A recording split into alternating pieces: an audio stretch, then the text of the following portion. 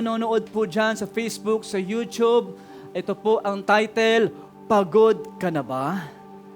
Pagod ka na ba? Alam niyo po, may mga baterya sa mundong ito na disposable battery. Kapag naubos na po yung lakas, naubos na po kumbaga yung baterya niya, yung nagbibigay sa kanya ng kumbaga power, dinidispose na itong bateryang ito. Amen?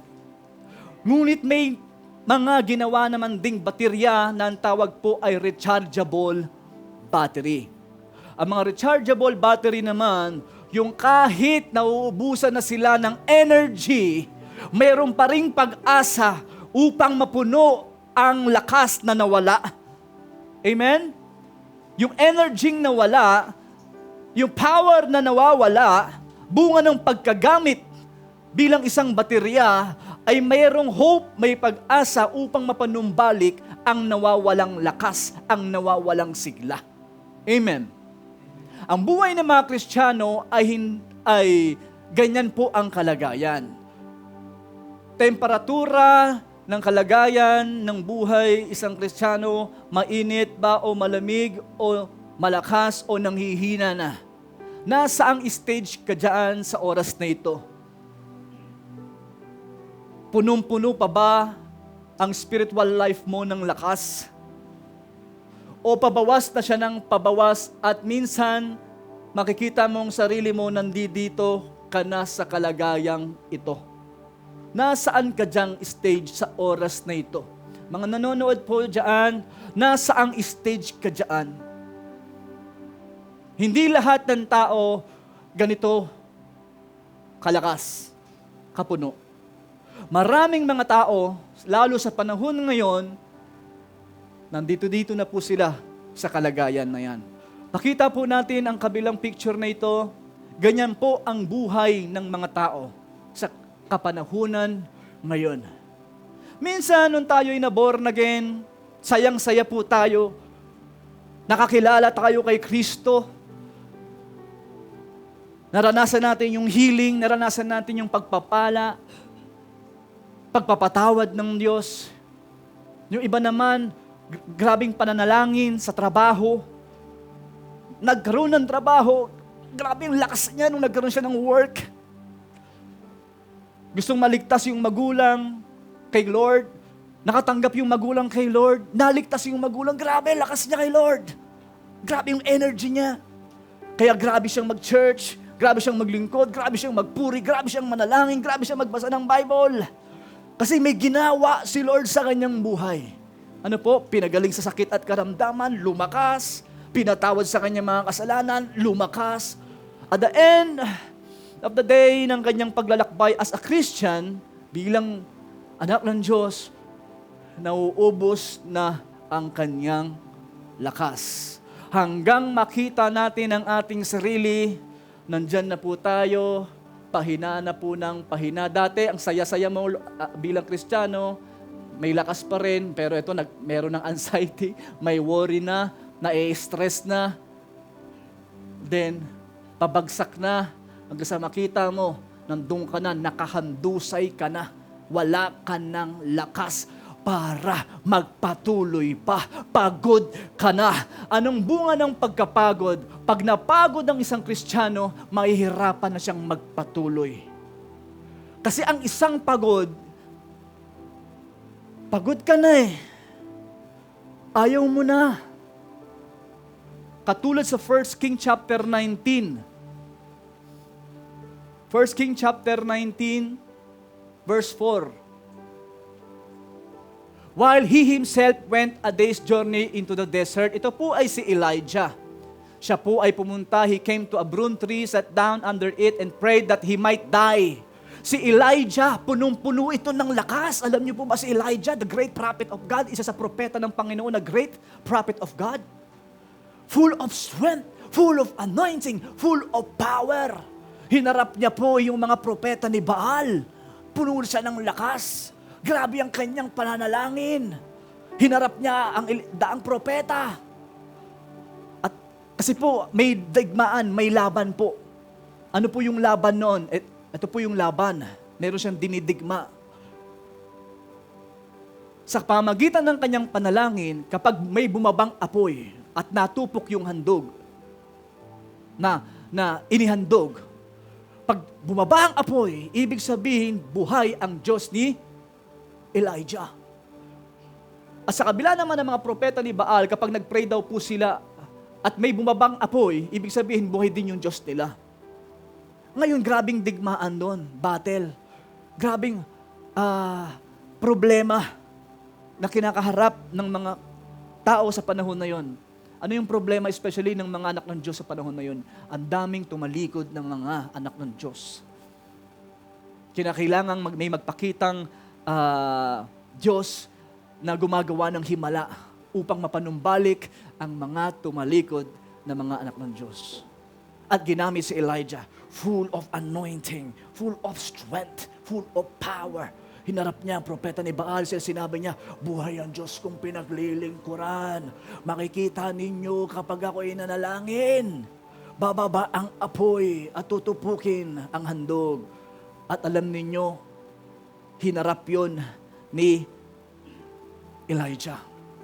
Alang-alang sa panunumbalik ng mga anak ng Diyos, ng kanyang mga sambahayan, ng kanyang angkan, ng mga tao sa panahon niya, na manumbalik sila sa Diyos. Parang ikaw yung may lakas kang, may strength kang humarap sa pagsubok, humarap sa mga problema.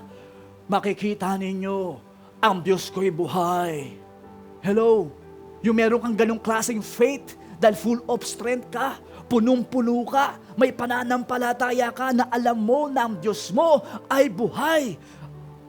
Amen? Like Elijah, alam niya, grabing faith ni Elijah. Diyos ko'y buhay, totoo ang aking Diyos. Patutunayan nga ng Diyos ko. Haharapin ko kayo. Haharapin ko kayo. Haharapin ko kayo. At hinarap ni Elijah mag-isa. Hinarap niya ang daang-daang propeta. May lakas. May tapang. Upang humarap sa ganong klase ng hamon ng buhay. Ganyan po tayo pag malakas, kapatid. Pag full of courage ka, full of presence ka, full of strength ka, walang problema, walang mabigat na problema ang magpapaatras sa iyo. Amen? Walang mabigat na problema ang magpapaatras sa iyo. Haharapin mo siya.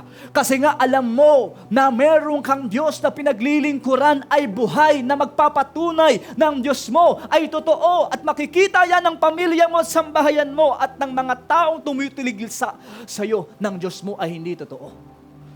Amen? Full of strength. Katulad ng baterya, punong-puno. Yung kulay green, puno siya. Punong-puno. At napatunayan po ba ni Elijah? Yes. Nagpray ang mga kalaban, ang mga propeta, ni Baal, walang bumabang apoy. Nung siya po ay nagpray, may bumabang apoy. At nagulat ang lahat, buhay ang Diyos ni Elias, ni Elijah, na numbalik ang mga nag-backslide, ang mga nangihinat, nanulupaypay, yung mga tumalikod sa Diyos, na numbalik sila. Ibig sabihin po dito, yung minsan sa buhay mo, dahil sa paglilingkod mo sa Diyos, maraming nagpagpala sa buhay mo.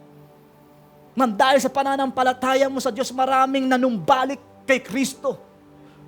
Dahil sa pananampalataya mo, pamilya mo nagbigay ng buhay, sumampalataya sila kay Jesus, mga mahal mo sa buhay, mga kaibigan, kamag-anak, classmate, o sino pa mang mga tao na sa tingin nila ng Diyos mong pinaglilingkuran, nagdududa pa sila nung panahon na yon. Ngunit nung nagpatuloy ka dahil may strength ka, pray ka ng pray, kasi may strength eh. Pray.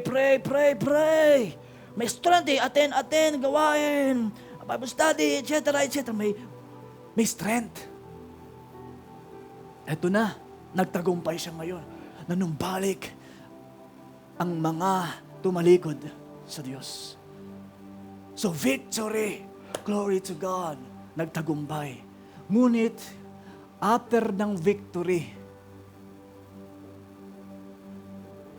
biglang may problema na namang dumating. Nakabalita siya na siya ay hinahunting ni Jezebel at papatayin daw po siya. At yung full of courage, full Yung tapang na meron siya nung hinarap niya ang mga propeta ni Baal, unti-unti nang nababawasan. Nabawasan ang tapang kasi natakot siya sa banta ni Jezebel. Yung po bang noon, yung buhay natin noon, grabe talaga. Handa kang humarap sa labas at maghanap ng mga demonyo sa labas para i-deliver o maghanap ng mga poses para ipanalangin. Hello? Yung handa kang lumabas sa labas para yung mga tao ay maligtas. Yung bang mga ganon. Yung handa mong gawin ang lahat kasi alam mo Diyos ang Diyos mo'y buhay. Yung katulad ng mga kapanahunan ng mga kabataan po natin, talagang pinapasok yung mga school, nagpipreach, nagsishare ng Word of God sa mga school. No, dumating yung panahon, dumating ang persecution. May mga pagbabanta. Yung bang, sige, pag ginawa mo pa yan, pag nagpatuloy ka, hiwalayan na kita. Yung mga ganyan po bang pagbabanta minsan ng mga tao sa paligid mo nang kapag may ginawa ka para kay Lord, tapos babantaan ka. Amen? Yung babantaan ka. Sige, pag ginawa mo yan, ganito mangyayari sa'yo. Sige, pag umabsent ka para kay Lord, ganito gagawin sa'yo ng kumpanya, etc. o ng pinapasukan mo. Samantalang noon, wala kang pakialam. Basta go, go, go, go, go. Amen? Kaya ka na-promote ka, binless ka ni Lord. Amen? Dahil sa ganung pananampalatayang meron ka, dumating ang panahon. May persecution ang dumating. May mga pagbabanta na ang boss mo sa'yo. Dahil sa faith mo kay Lord. Hello? May mga pagbabanta na. Dahil mayroon kang katwiran, mayroon kang pananampalataya kay Lord. At nang hina, nabawasan ang kanyang lakas. At ito na, ang kanyang panalangin, I have had enough. In other words, Lord, pagod na ako. He said, take my life. Ang bunga ng pagkapagod ay pagsuko. Hindi mo na ipagpapatuloy ang sinimulan mong laban kasi napagod ka na. Hello? Sa umpisa may lakas, lumaban, ang tapang. Pero darating ang panahon na may pagsubok sa buhay po natin na doon makikita kung ikaw ba ay magpapatuloy pa sa laban o susukuan mo na ang laban. At maraming sumusuko, bunga ng pagkapagod. Dalawang uri po ng pagkapagod, kapatid. May negative na pagkapagod at may positibong pagkapagod. Ang negatibong pagkapagod, number 1, ay ang pagkapagod na naranasan po ni Elijah. Ang pagkapagod na naranasan ni Elijah, ito po yung pagkapagod na kung saan gusto niya nang mamatay. Kapag napagod na po ang inyong kaka-workmate, pamilya, mahal sa buhay, kaibigan, at narinig ninyong gusto na niyang mamatay, ibig sabihin, negative pong pagkapagod po yun. Amen? Maraming napapagod na negatibong pagkapagod. Ito po yung mga gusto na po nilang mawala. Ayaw na nilang magpatuloy pa. Ayaw na nilang ituloy yung kanilang sinimulang pangarap para makatulong sa pamilya, para sa mahal sa buhay, para sa asawa, para sa anak. Nung nakaranas na ng mga pagsubok, persecution, nakaranasan na ng mga problema, parang ayaw na nang ituloy. Kaya yung iba nagpapakamatay na po sila. Katulad po ng mga narinig ninyong testimony, mga nakaraan, mga nagpakamatay na. Pero dahil nga po sa awa ni Lord sa kanilang pong mga buhay, binigyan sila ng Lord ng pagkakataon na muling bigyan ng lakas upang magpatuloy sa buhay sa mundong ito. Amen po ba? Dahil hindi ka disposable, rechargeable ang pagkalikha ng Diyos sa ating mga Kristiyano. Kapag nanghina ng Kristiyano, dumarating sa kanilang buhay ang pagsuko. Palakda. Nawawala ang lakas. Akala nila, wala ng hope para magkaroon muli ng lakas. Akala lang nila yon. Rechargeable ka. Pakisabi sa iyong katabi, rechargeable ka.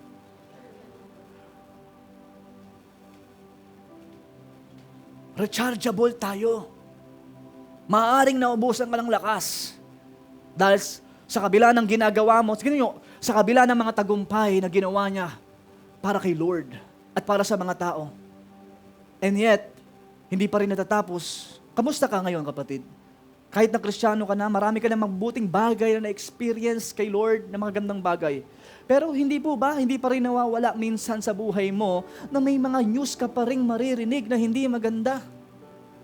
Amen? Kahit Kristiyano ka na, meron ka pa rin mga mararanasan na hindi magandang pakiramdam. At may mga makikita ka pa rin na mga bagay na para bang hindi ka aya-aya sa iyong paningin. Mga pakiramdam na kung saan masakit, makirot, mahapdi. Katulad ni Elijah. Yet the good news, nakita ng Lord ang panghihina ni Elijah. Pinalakas siya ng Panginoon, nagbigay ang Diyos ng pagkain. Amen? Kainin mo yan, Elias, Elijah, upang mapanumbalik ang lakas mo sapagkat malayo pa ang lalakbayin mo. Pakisabi sa iyong katabi, malayo pa ang lalakbayin mo. Malayo pa, makikita mo pa kung paano pagpapalain ng Panginoon, ililigtas ng Diyos ang pamilya mo. Makikita mo pa ang ganda ng inihanda ng Diyos sa buhay mo. Pero pag sumuko ka dahil napagod ka na, hindi mo na yun makikita. Dahil hindi mo na itutuloy kung anong sinimulan mong pangarap para sa mga anak mo at pamilya mo. Amen. Ito yung mga, for example, kamusta ka, kapatid? Ba't di ka na nagsisimba? Ba't di ka nag-church? Di ba may mga minsan, may mga word ang mga tao na, ito kasi pagod na ako eh. Nakarinig na po ba kayo ng ganon? Nakarinig na kayo ng word sa kaibigan ninyo, nag-chat, nag-text, saying, napagod na kasi ako. Yun yung negatibong pagkapagod. Pagod ka na eh, kaya ayaw mo nang magpatuloy. Negative. Pero may positibong pagkapagod. Ano yon? Ang positibong pagkapagod yung naranasan po ng alibughang anak.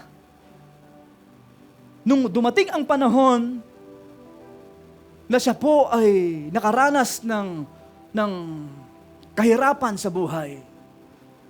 Walang favor, walang provision sa kanya. Nawala ang lahat sa kanya na blessing ni Lord. Pagpapala ng Diyos para sa kanya. Sapagkat ang itinuturing na ama doon sa parable na yun ay ang Diyos. Pagkatapos siyang i-bless, nawala ang lahat. Naranasan niya ang pagod. Pagod sa kakahanap ng makakain. Wala siyang mahanap na masarap na pagkain na makakain niya. Napagod na siya sa kakahanap ng pagkain. Napagod na siya sa kakakatok sa mga tao, kakahingi, kakalimos, para bigyan lang siya ng pagkain. Walang pabor. Napagod siya sa kakahintay na tulungan siya ng kanyang mga ex, ng kanyang mga ginastosang babae. Naghihintay siya ng tulong na baka may makaalala sa kanyang na babae na pinaggastusan niya nung panahong mapera pa siya. Naghihintay siya ng blessing. Napagod na siya kasi kakahintay niya, walang dumarating na blessing.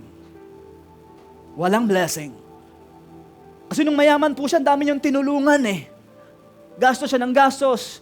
Sabi ng Biblia, nagastos niya ito sa lahat ng mga babaeng ginusto niya. I believe nung panahon na yun, siguro nagsugal din siya. Amen? Marami siyang nagastos at nawala ang lahat. Naghihintay siya ng mga pagpapala. Walang dumarating. Asa siya ng asa na isang araw, pagpapalain din siya, makakabangon din siya.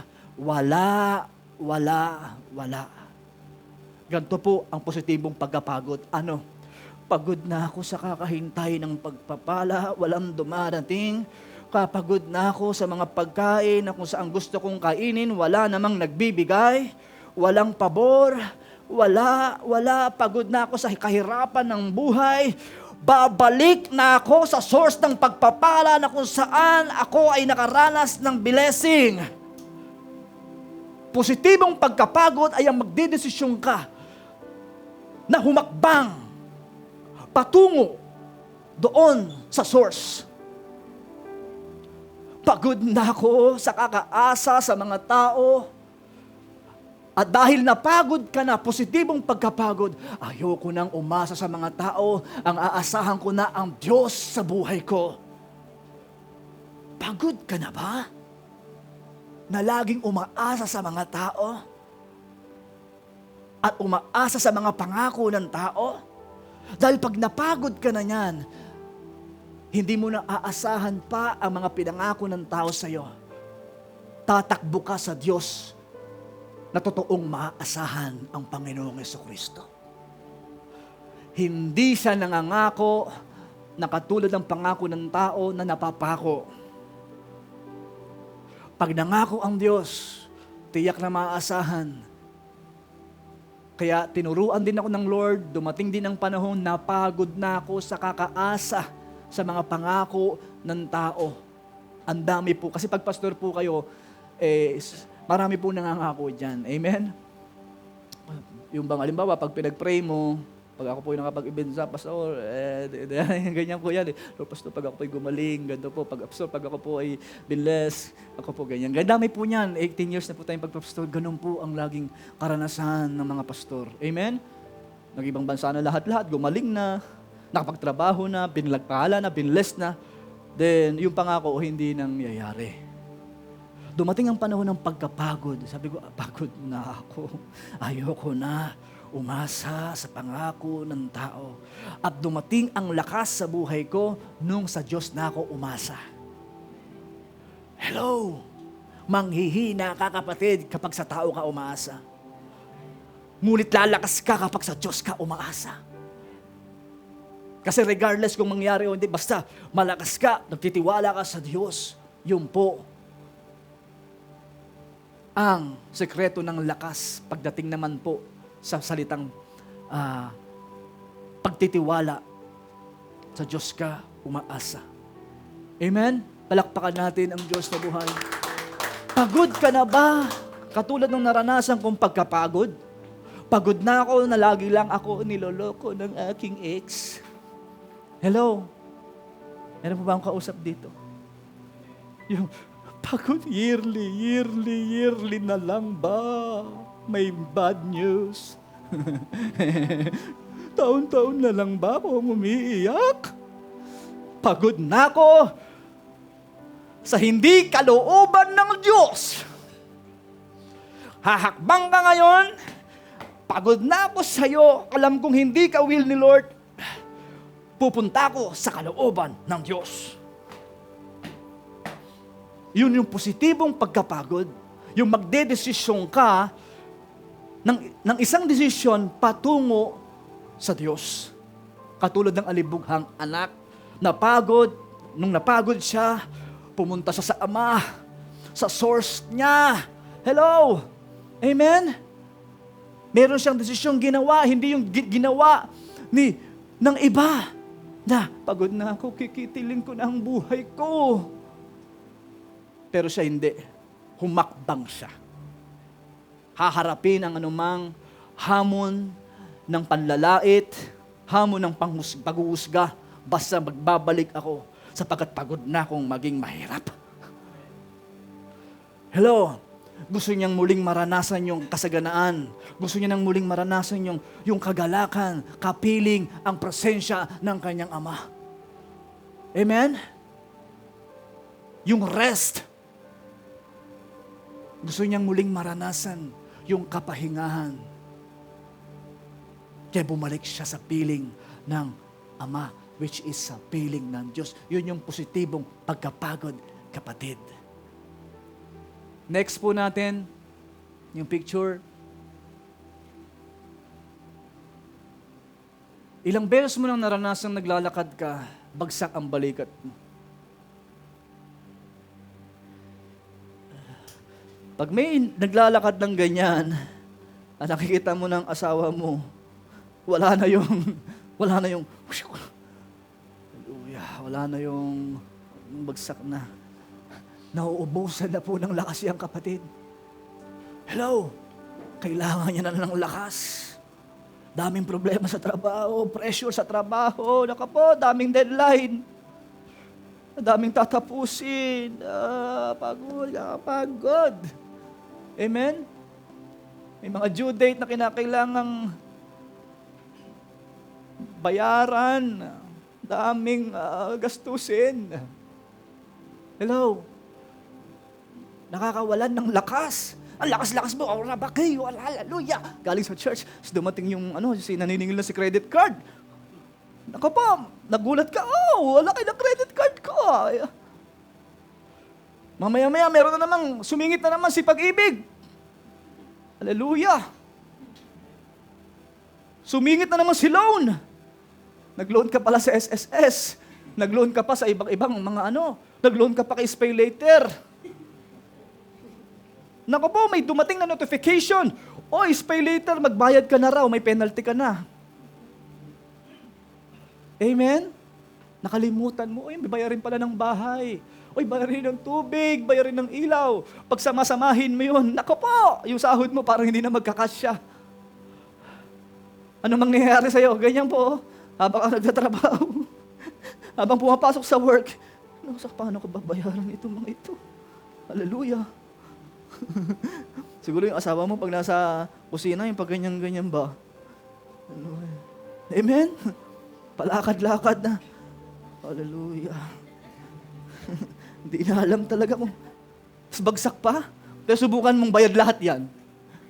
Hallelujah. Praise God. Anong pagkain na? Nalutuan kita. Anong gusto mo? May strength may lakas magluto, may lakas maglaba. Nakakita na ko ba yung mga ganyang nanay, yung kapag bayad ang lahat? Tara, linis tayo. Talagang nilinis. Pero pag ubos na yung energy, bakit naubos yung energy? Dahil sa stress, sa worry, anxiety, nandiyon sa kwarto na lang. Gusto na lang matulog katulad ni Elijah. Itutulog ko na lang yung problema. Amen po ba? Pagod ka na ba sa kaka-worry? O hindi ka pa kapagod? Pag hindi ka pa kapagod sa kaka-worry, hindi mo iiwanan yan. Kasi hindi ka pa kapagod eh.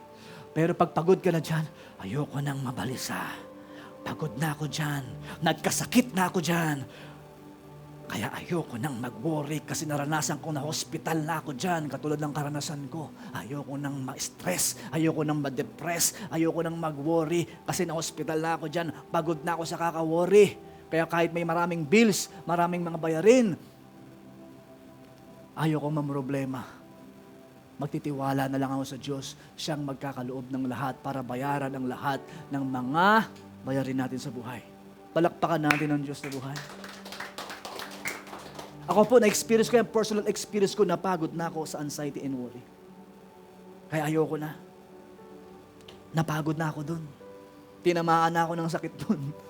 Kayo po ba, tinamaan na rin ba ng sakit? Next po, pakita po natin yung picture. Malapit na po akong matapos. Ilang beses ka nang napagod. Pakisabi nga po, ilang beses ka nang napagod. Sabi ng iba, weekly po, Pastor. Araw-araw po, Pastor. Hallelujah. Bakit naman araw-araw? Weekly pa. Pastor, kapag 2 weeks po na pagod. Pagkasahod po, nawawala po yung pagkapagod, Pastor.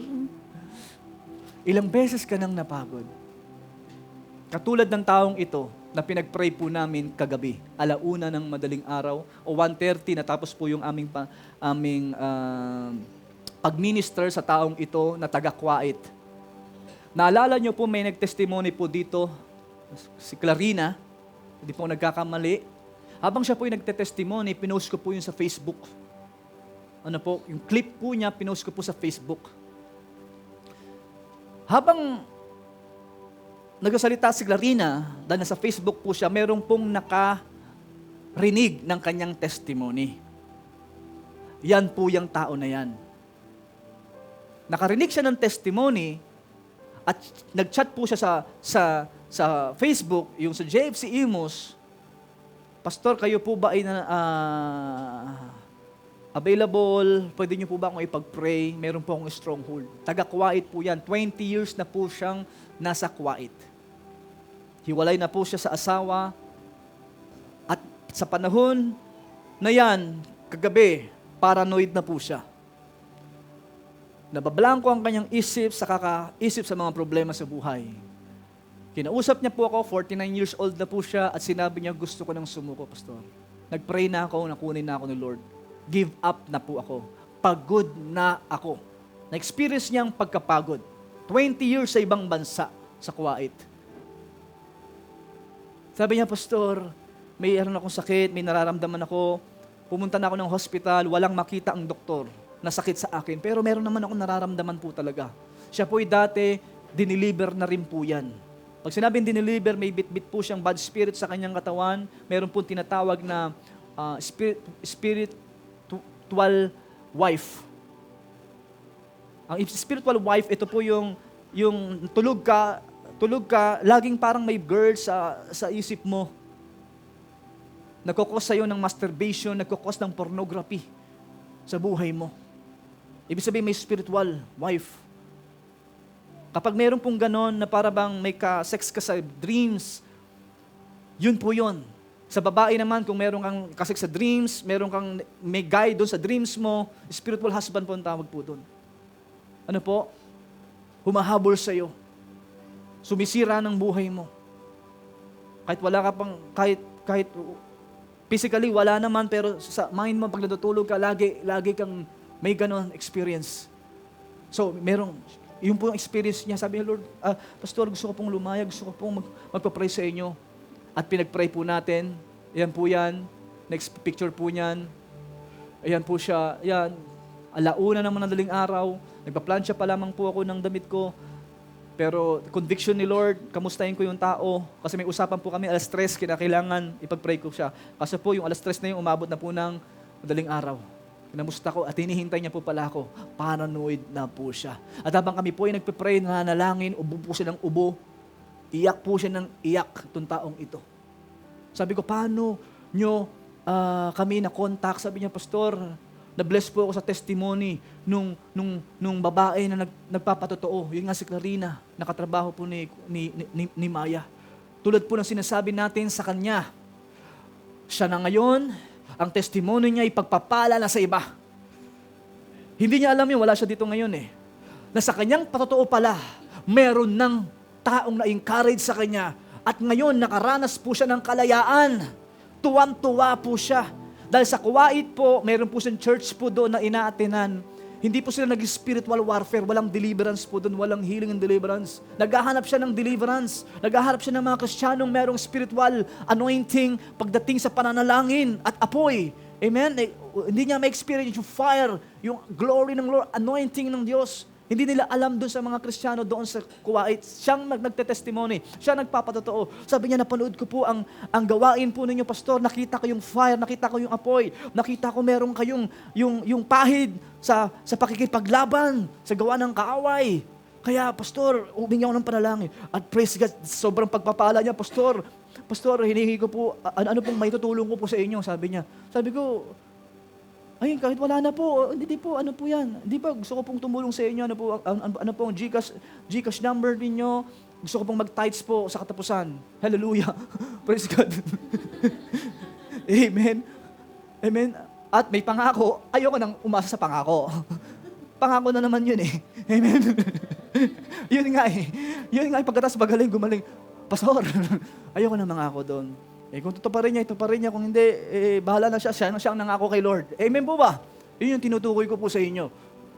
Sabi ko, buti na lang nagbigay ako ng oras, nagbigay ako ng panahon kasi nangako ko kay Lord. Kapag may nangangailangan ng tulong, Lord, I will go. Sapagkat pagod na ako sa stagnancy, pagod na ako sa unfruitfulness, pagod na ako sa kawalan ng himala, pagod na ako sa kawalan ng signs and wonders and miracle. Kaya nga, nandito ako, pinasok ang buhay na ito sapagkat napagod na ako sa kawalan ng signs and wonders and miracle at kawalan ng testimony. At ngayon, weekly, nagpapatotoo si Lord na buhay ang Diyos nating pinaglilingkuran. Palakpakan natin ang Panginoon. Bakit napagod ka na kasi? Sa stagnancy. Napagod ka na sa lack of miracles. Kaya nanalangin ka na, pagod na ako sa kawalan ng himala. I want to walk in miracles. I want to walk in signs and wonders and miracles. I want to walk in healing. I want to walk in deliverance. I want to see your glory. I want to see your power, my Father God. Pagod na ako, Panginoon. Ilang years na akong naglilingkod, Panginoon. I want to see that you are alive in my life. You are alive, Lord God. At pinakikita ng Panginoon yan every week. Mamaya may pagpapray na naman po kami. Amen? Every week, weekly, may sinasagip ang Diyos. Iba't ibang mga churches, connect ni Lord sa atin, nangangailangan ng prayer, nangangailangan ng panalangin. Bagamat sila ay nasa malalaking church, nasa kalagayan ng magandang church, pero alam nila, in need sila. Alam nila, kailangan nila ng apoy ng Diyos, ng anointing ng Diyos, ng kapangyarihan ng Panginoon. Ay, hindi nila alam, galing na tayo sa ganong klaseng buhay na pamumuhay na walang manifestation ng himala ng Diyos. Kaya tinalikuran, pagod na ako. Ikaw kapatid, kamusta ka? Hindi ka ba napapagod sa kalagayan mo ngayon? Hindi ka ba papagod sa stagnancy? Hindi ka ba papagod sa unfruitfulness? Hindi ka ba papagod sa kahirapan? Hindi ka ba papagod sa laging problemado ka lagi? At ngayon, kung pagod ka na ba, dito po sa last picture, mananalangin na po tayo. 1% na lang. Minsan dahil sobrang pagod mo, so naka-experience yan, inanalangin ka, bagsak na yung mukha mo sa higaan mo. Pagod ka na, umiiyak ka na lang. Na-experience niyo po yun? Yung umiiyak ka na lang. Alos, hindi ka na nga makaupo ng kasi nga pagod ka na, kahit sa pananalangin, pagod ka na. Tulog ka na in Jesus' name. Hindi ko na kaya lang, pagod na ako. Take time to recharge yourself and come back stronger. Hallelujah! Ulitin kong word na yan, take time to recharge yourself and come back stronger. Bumalik kang malakas. Recharge yourself. Sa anong paraan? Cry out to the Lord. Pray. Pray. Pray. Lord, pagod na ako sa gantong klaseng buhay.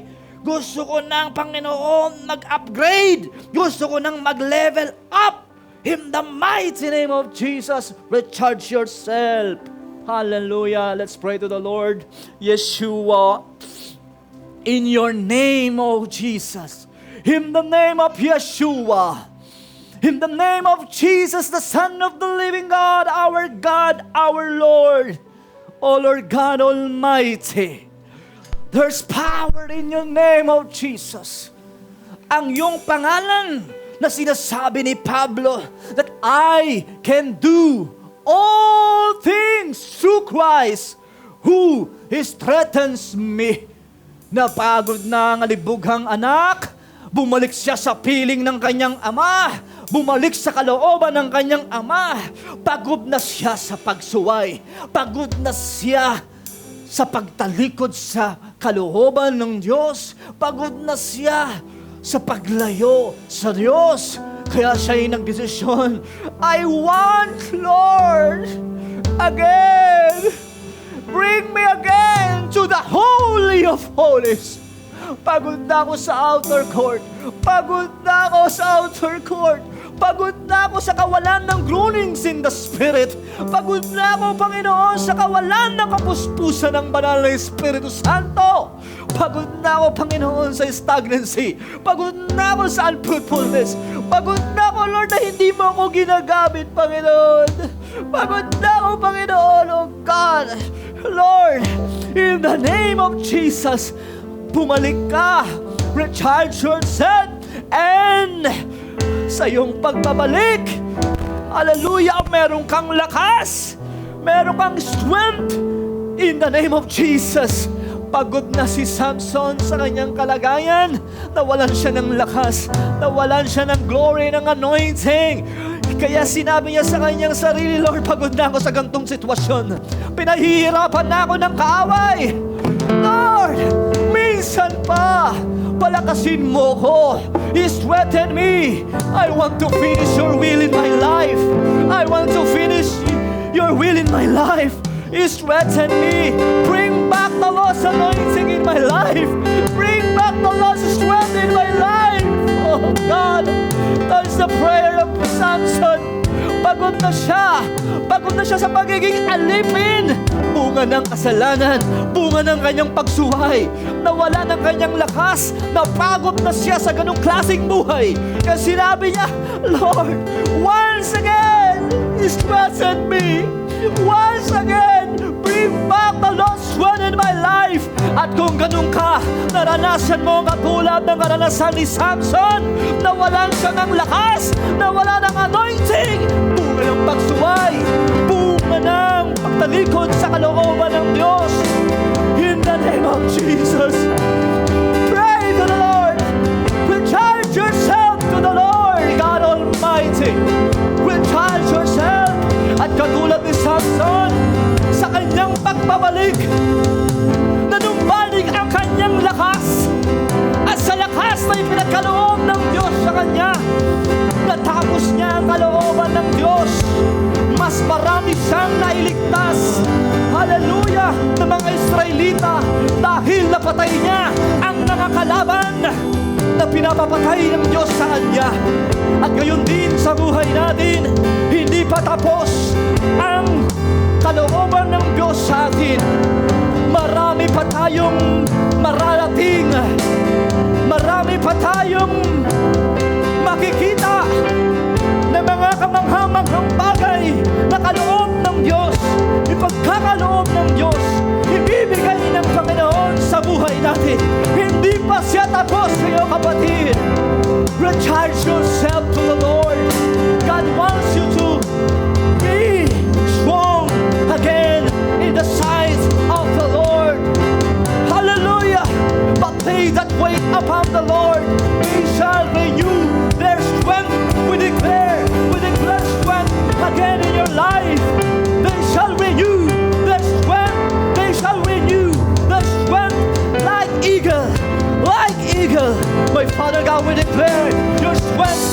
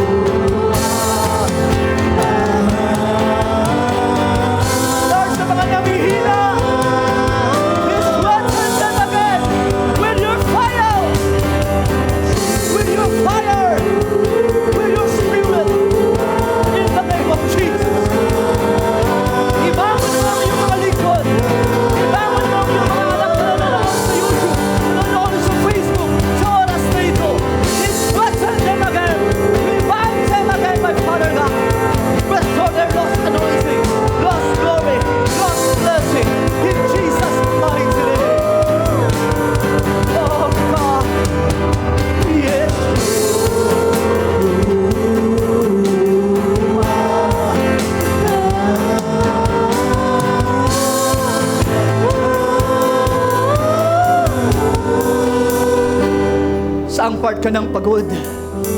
Saang part ka ng pagod? Saang part ka na ng napapagod? Saang part ka na ng napapagod na kailangan mo desisyonan, iwanan ang mga negatibong pagkapagod at humakbang sa isang desisyon ng level up sa buhay mo, ng pag-level up sa buhay mo. Ayaw mo na ng mga negatibong pag-iisip. Ayaw mo nang magpakontrol pa sa mga tao na kung saan dinadala ka sa pagbagsak. Gusto mo mag-move forward. Ayaw mo nang umasa sa mga tao na minahal mo, inibig mo, pero walang balik sa'yo. Pero huwag kang mapagod magmahal sa kanila. Dahil sinasabi ng Biblia, mahalin mo sila. Ang ibig sabihin, yung lagi kang umaasa. At lagi ka namang nabibigo sa mga taong inaasahan mo. Even politician, minsan tayo ay nakakaranas ng kabiguan. Ganyan ang tao, kapatid. Sinabi ng Biblia, mapalad ang umaasa sa Diyos. Kapayapaan ay pinagkakaloob ng Diyos sa mga taong sa Kanya ay nagtitiwala. Pagod ka na ba sa anxiety, sa worry? Pagod ka na ba na lagi kayo nag-aaway ng asawa mo? Pagod ka na sa ganitong klaseng buhay? Gusto mo na ng kapayapaan, kaya ipupurso mong maging mapayapa ang buhay. Pagod ka na sa sakit at karamdaman mong paulit-ulit na bumabalik ang sakit mo. Dahil paulit-ulit din nagkakaroon ka na ng hinanakit at galit. Pagod ka na ba sa hinanakit at galit? Gusto mo nang bitawan, gusto mo nang iwanan ang kawalan ng kapayapaan sa buhay. Gusto mo nang maging masaya. Pagod ka na ba? Saan ka napapagod? Pagod ka na sa backsliding? Pagod ka na nasa outer court ka lagi nagpe-pray? Hindi mo na maramdaman ang apoy na katulad na naranasan mo dati. Pagod ka na doon. Gusto mo nang bumalik sa Holy of Holies. Gusto mo nang bumalik sa ganung encounter ng Diyos na lagi mong naranasan, lagi mong na-encounter, lagi mong na-feel. At gusto mong bumalik doon sa ganung klaseng pananalangin. Pagod ka na ba na bagsak ang prayer life mo? Pagod ka na ba na bagsak ang pagbabasa mo ng Biblia? Hindi ka na nagbabasa ng Bible? Hindi ka na nananalangin ng gusto na katulad ng ginagawa mo. Hindi ka na committed kay Lord. Pagod ka na ba sa pagiging hindi committed kay Lord? May commitment ka sa church at nakaranas ka ng pagkapagod. Anong negatibong pagkapagod? May commitment ka pero napagod ka na. Ayaw mo nang magpatuloy. Ayaw mo nang mag-church. Ayaw mo nang ituloy ang iyong sinimulan. Ayaw mo nang maglingkod. Pagod ka na eh. Ayaw mo na ilaban ang anak mo. Ayaw mo nang ilaban ang pamilya mo dahil napagod ka na. Parang ayaw mo na magtrabaho. Ayaw mo na, pagod ka na. Gusto mo nang sumuko. Ayaw mo nang mangarap pa dahil pagod ka na. Yun ay negatibong pagkapagod. May the Lord God strengthen you right now upang madala ka sa positibong pagkapagod in the name of Jesus Christ. At sa oras na ito, ang Panginoon, pinalalakas tayo ng Panginoon sapagkat sinabi ng Diyos kay Elijah, may i-anoint ka pa. Elijah, may i-anoint ka pa. Meaning to say, ang ibig sabihin, hindi pa tapos ang calling mo, Elijah. Hindi ka pa pwedeng mamatay. Hindi ka pa pwedeng mawala. Gagamitin pa kita. Marami pa kang i-anoint. Ibig sabihin, marami pa mga taong aabutin mo, kapatid. Sa pamamagitan ng buhay mo, maraming mapagpapala. Sa pamamagitan ng buhay mo, pamilya mo'y maliligtas. Mayroong mga pamilya ka pang kinakailangan ng kaligtasan. May mga sambahayan ka pa na kinakailangan abutin. Kaibigan, kamag-anak, mahal sa buhay, anak, asawa. In the name of Jesus Christ, hindi pa tapos. Hindi ka pa kinakailangan mawala sapagkat mayroong pang gagawin si Lord sa buhay mo. Palalakasin ka pa niya. I-anoint ka pa niya. Hintayin mo ang kanyang pagkilos. Hintayin mo at siya ay paparating na sa alapak. Darating ang anak ng Diyos sa huling panahon, sa huling ng tunog ng trompeta. Kukunin ang mga sumasampalataya, ang mga nagtiis ng hirap, ang mga nagtiis sa mundong ito, sapagkat sinabi niya, ang nanatili at mananatiling tapat hanggang wakas ang siyang maliligtas. Kaya nga kapatid, pagod na tayo. Pagod na sa ang pagkapagod. Pagod na tayo sa kawalan ng apoy. ginto. Pagod na tayo sa kawalan ng encounter sa gloria ng Lord. Pagod na tayo sa stagnancy, sa unfruitfulness. We want manifestations of God's miracle. We want manifestations of God's provision. We want the manifestation of God's faithfulness. We want to see, we want to hear the message, the rema, the power, the glory, the anointing of Christ in our lives. That's why we are here. Lord, we want more of you. Yes.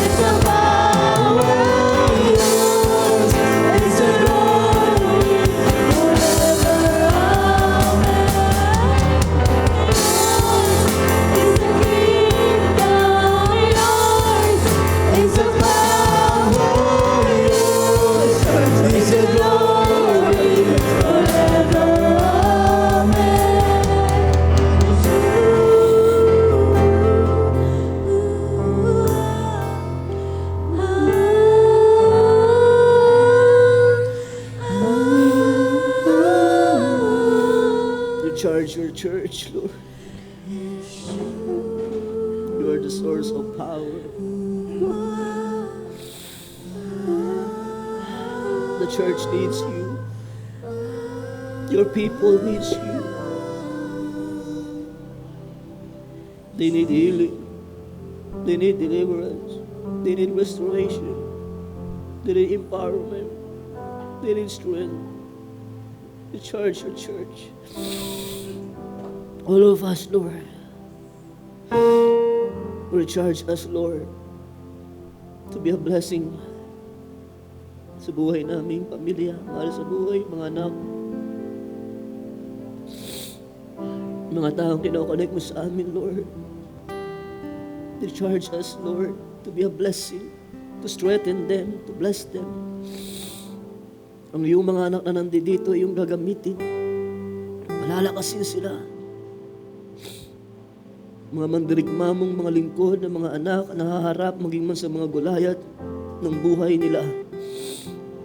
Ng mga hamon, katulad ng mga propeta ni Baal, Lord, matulad ni Elijah, ang lakas, na ganong klaseng lakas, na pagharap ng hamon ng buhay, sumamin ang courage, ang anointing ng fire, ang glory, ang tapang, puspusan, kababaang loob, pagkabasag sa puso, sumamin, na maging basag ang aming mga puso sa iyong harapan. Balik mo kami sa daong kabanal-banalan. Sa mga lugar na yun, full of encounter, full of your presence. We want the Holy of Holies. We want your glory. We want your presence, oh God. You're our first love. Ikaw ang aming unang pag-ibig. Tatapos kami sa iyo, nagmamahal, naglilingkod, committed, O Lord God.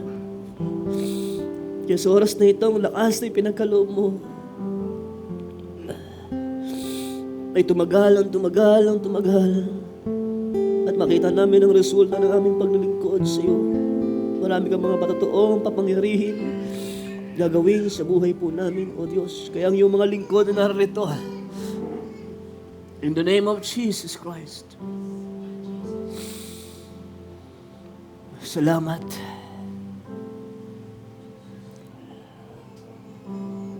Thank you, Jesus, for your mercy and grace. Salamat sa lakas. Salamat, Lord. Salamat sa kapayapaan. You're the peace that guard our hearts, Lord. Thank you, Jesus. Thank you for the joy. Bless your name. Salamat, dakilang Ama. Ang mga nanay po namin na nandito na humaharap sa hamon ng buhay, ng mga problemang kinakaharap, strengthen them, na wag nilang sukuan ang anumang hamon, anumang mga bayarin, may mga asawa na, Lord, mga pamilya, kabataan man sila, ano man ang hinaharap nila, ano man ang kukos ng kanilang worry, Lord, anxiety, you will strengthen them. Hindi sila susuko sa buhay, sa paglilingkod, sa pagiging committed sa iyo, sa pagmamahal sa iyo. Bagkus, Panginoon, ito ay stepping stone, ang lahat ng mga negatibong nangyayari sa amin, sapagkat patungo kami, Panginoon, sa positibong pananaw ng buhay, patungo sa iyong perpektong kalooban na dinedeklara po namin sa oras na ito. O Diyos, ang pagiging isang agila na lumilipad in the middle of the storm. Salamat po, Ama. In Jesus' name, we rebuke the works of the enemy sa buhay ng bawat isa at suma kanila ang pagpapala, ang biyaya, ang panyapak at sumaamin, Panginoon, O Lord God, ang singsing, tanda ng pagiging anak po namin. Sumaamin ang panibagong, baitang level ng aming spiritual life right now.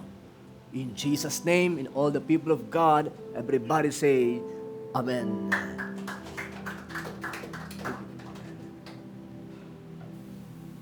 Salamat sa presence ng Lord. Mag-extend po tayo ng mga ilang minuto, pero sulit po ang pagbababad sa presence ng Diyos. Amen? Kumonek tayo sa power. Kumonek tayo sa kuryente. Kumbaga sa mundo, kailangan mong kumunik upang ma-full charge ka muli. Ngayon, may lakas ka. May lakas ka na naman. Amen? Harapin ang hamon ng buhay kasama ang Panginoon at talikuran na yung mga nakaka-stress na buhay at mag-level up ang ating mindset.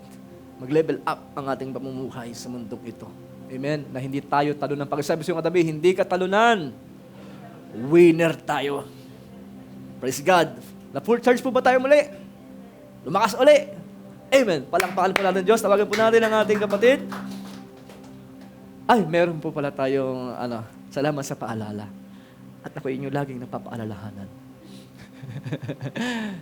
Ayan, we declare healing. Sa oras sa tayo uminom, kumain, saro at ang tinapay, we declare healing sa ating mga katawan, strength sa ating body. Kanina, spiritual life po natin, in-strengthen ni Lord, our spiritual life. Ngayon naman po, sa pamagitan po ng saro at ng tinapay, sumaatin naman ang strength sa body, sa katawan. Amen po ba? Physically, kailangan lumakas tayo. Ang hirap ng may sakit, magastos ang may sakit. Kaya dinedeclare natin,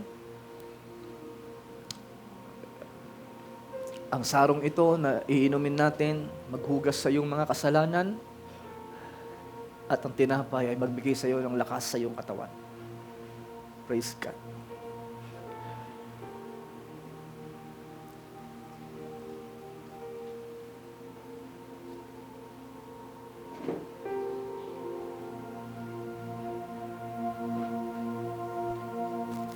You are the God that healeth thee.